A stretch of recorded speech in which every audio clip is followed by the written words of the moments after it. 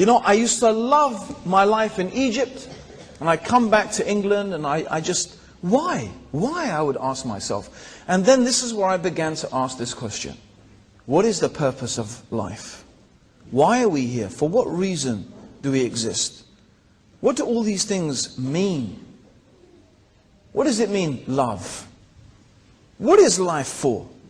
What is it all about? And I figured it. I sat down and I figured it. And I said, yep, I am here at school in order to work hard so that I will get good results in my exams.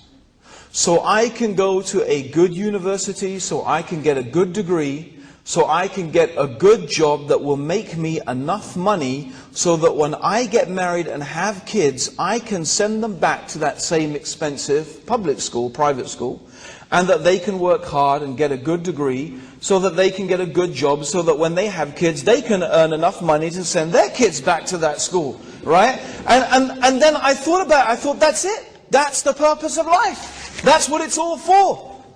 I said, no way. I can't believe that's all there is to life. And so I began a quest. It was not like, today I am going on a quest for the truth. It wasn't like that. It was just, I began to think. I began to search. I began to look through other religions. You know, anything that I thought might give me an insight and an understanding to what is the purpose of life. What is it all about? Now, when I was about 19,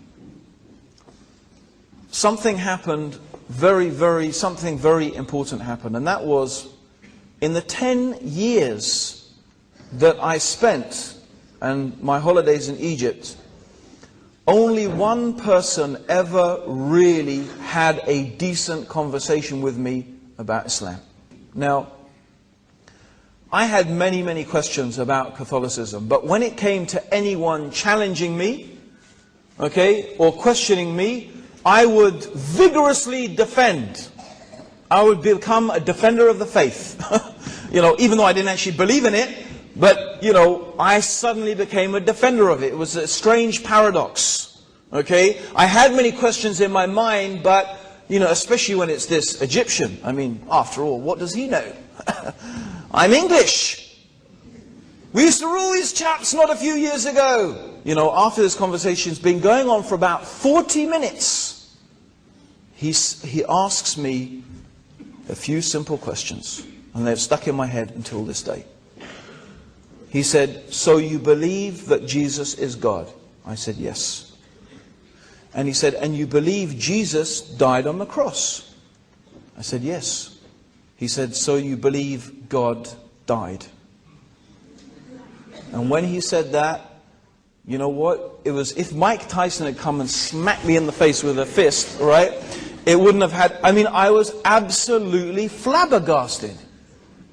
Because I suddenly realized the irrationality and the just, I have to say it, the foolishness of what I was believing. And inside myself, I said, of course I don't believe that God died.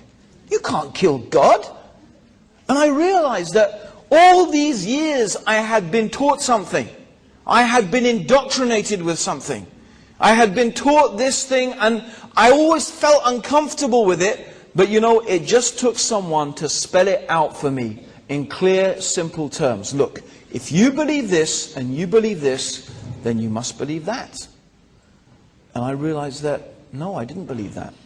But you know what? I wasn't going to admit that to him.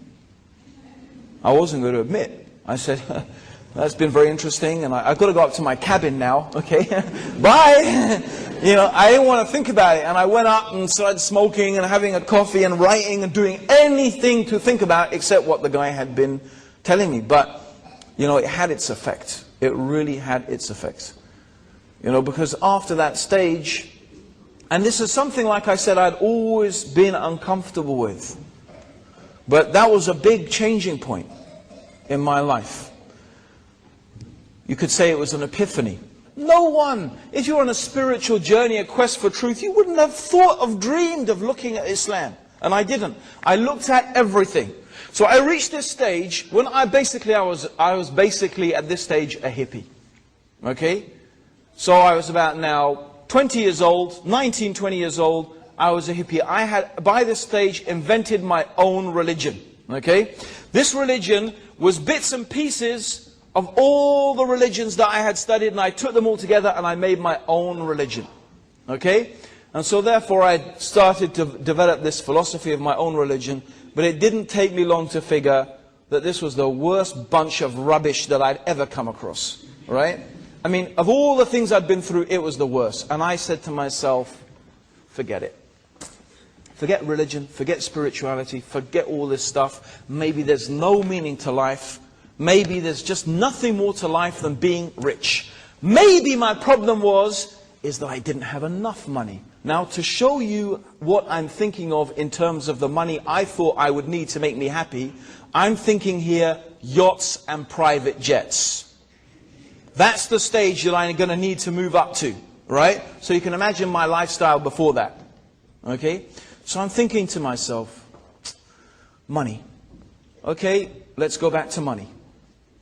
How do I make lots of money with very little effort? Because who wants to work hard? Who wants to spend all the time working? You want money and then you want to enjoy that money. So less work, more money, that's what we need. Maximum enjoyment. So I thought to myself, let's make a study of this. Let's start thinking about people who have got money in the world. Okay?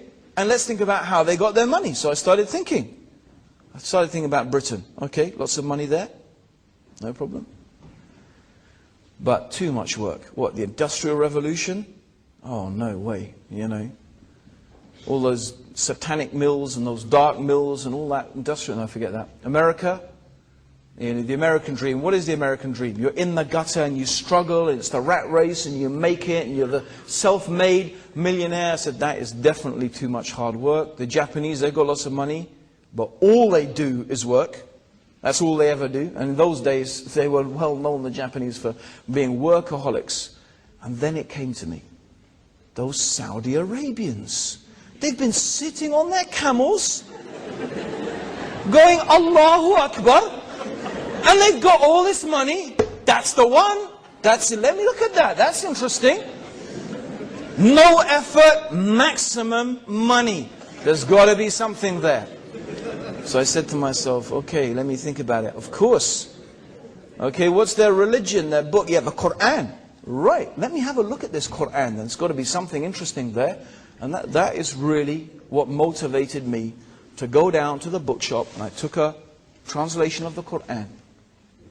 And you know what? I really believe it had to be like that way, because I was really just approaching the Quran out of curiosity, to see what it had to say. I was coming with an open mind. You know, I was not looking for truths, I was not looking for what, I was just curious to see what did this book have to say. Was there something there? That's all. Otherwise, I don't think I ever would have looked at it. Okay? So I took it down and began reading the Quran. Now, I'm a pretty fast reader. And I remember very clearly, I was in a train, I was going from where I was living across the River Thames, okay, to Victoria train station. I remember very distinctly, I was sitting in the train, reading, I was sitting next to the window, reading this translation of the Quran.